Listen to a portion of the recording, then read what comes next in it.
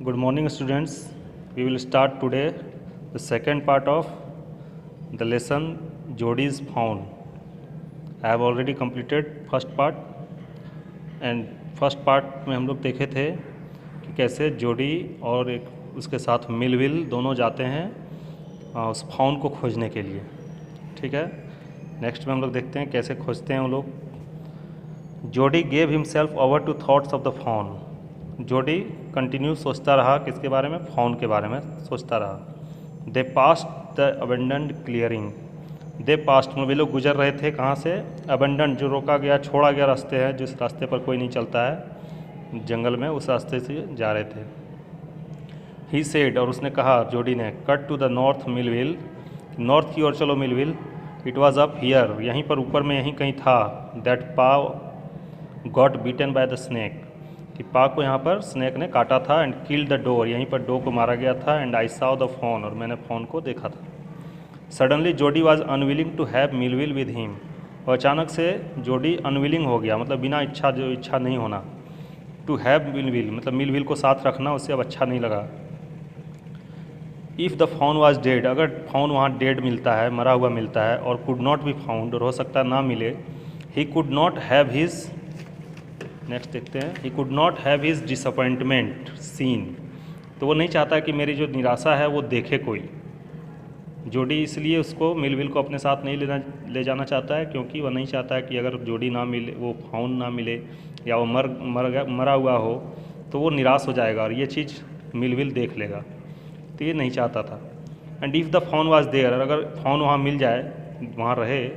The meeting was be so lovely and so secret that he could not endure to share, तो यदि वहाँ phone रहेगा तो उससे मिलना इतना प्यारा होगा, इतना लवली एंड इतना सो सीक्रेट, इतना सीक्रेट होना चाहिए। सो इसलिए वह नहीं चाहता कि कोई किसी के साथ इस बात को शेयर करें। ही सेड, और उसने कहा, it's not far now but the scrub is very thick for a horse, I can make it on foot. अब जोडी क्या कहा कि बहुत दूर अब नहीं बचा है, लेकिन scrub is very thick, scrub में झाड़ियाँ बहुत ही गहरी हो गई है। फॉर ए हॉर्स, हॉर्स से जाने के लिए। I can make it on foot, मैं यहाँ से पैदल ही चला जाऊँगा। But I am afraid to leave you, तो मिलविल कहता है मैं डरा हुआ हूँ तुमको छोड़ना, इस तरह से यहाँ नहीं छोड़ सकते बच्चे। सपोज़ यू गॉट लॉस्ट और get bitten by the snake too, हो सकता है तुम वहाँ पर खो जाओ या तुमको कोई सांप काट ले, तो इस तरह से मिलविल उसे अकेला नहीं छोड़ना चाहता है। आई विल टेक केयर, तो जोडी क्या बोला, मैं अपना ध्यान रखूँगा। It might take me a long time to find the fawn, हो सकता है बहुत ज़्यादा समय लग जाए फाउन को खोजने में। इफ़ ही इज़ वांडर्ड, अगर वह कहीं भटक गया हो तो। Leave me off right here, मुझे यहीं छोड़ दो, यहाँ से मैं चला जाऊँगा।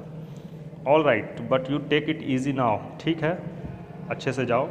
You know north here and east, और उससे पूछता है, बताता है कि तुम तो जानते हो कि नॉर्थ इधर है, ईस्ट इधर है, देयर एंड देयर, यहाँ वहाँ सब जगह के बारे में बताता है।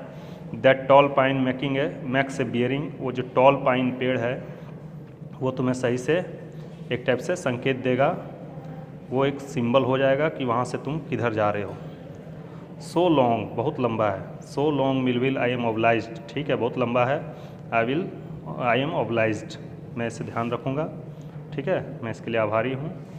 नेक्स्ट देखिए, he waited for the sound of the hoops to and then cut right, और उसने साउंड जो हूप्स का जो उसको देख रहा था कि किधर उसके खूर जा रहे हैं, जो पैरों का निशान है, ठीक है, और उसकी आवाज़ को पहचान रहा था, और उसके बाद राइट की ओर मुड़ गया।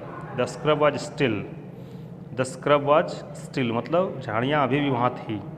Only his own crackling of twigs sounds across the silence, सिर्फ उसके जो चलने के पैरों की आवाज़ आ रही थी। क्रैकलिंग ऑफ ट्विग्स मीन्स जो छोटे मोटे टुकड़े पेड़ पौधे के होते हैं वो टूट रहे थे उसके पैरों के चलने की आवाज़ से, वही आवाज़ आ रहा था। He wondered for an instant if he had mistake his direction, कुछ देर के लिए वह थोड़ा सा वंडर्ड, आश्चर्यचकित हो जाता है, थोड़ा सा सोचने लगता है कि कहीं वह मिस्टेक तो नहीं कर गया, डायरेक्शन कहीं चेंज तो नहीं हो गया। Then a buzzard rose in front of him, और उसी समय एक बजार्ड, एक गिद्ध होता है जो मांस खाने वाला पक्षी है, वो वहीं से उड़ा। In front of him and flapped into the air, और हवा में उड़ गया। He came into the clearing under the oaks, वह फिर वहाँ पर उस ओक के पेड़ के नीचे आया, क्लियरिंग जहाँ दिख रहा था कि यहाँ पर होना चाहिए वहाँ पर वो आया।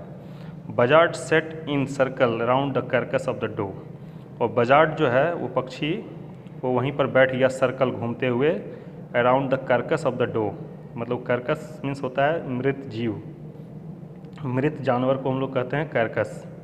तो उस डो के मृत शरीर के चारों ओर घूमते हुए वहीं बैठ गया।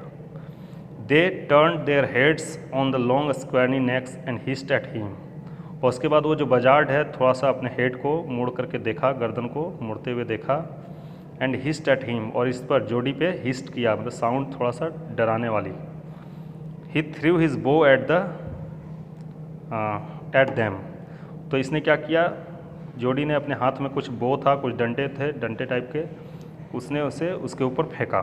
And they flew into an adjacent tree, और वे लोग उड़ गए, जितने भी बजार्ड थे वहाँ पे सब उड़ करके चले गए एडजेसेंट ट्री, मतलब वहीं उसी पेड़ के अगल बगल कोई पेड़ था लगा हुआ उसी में।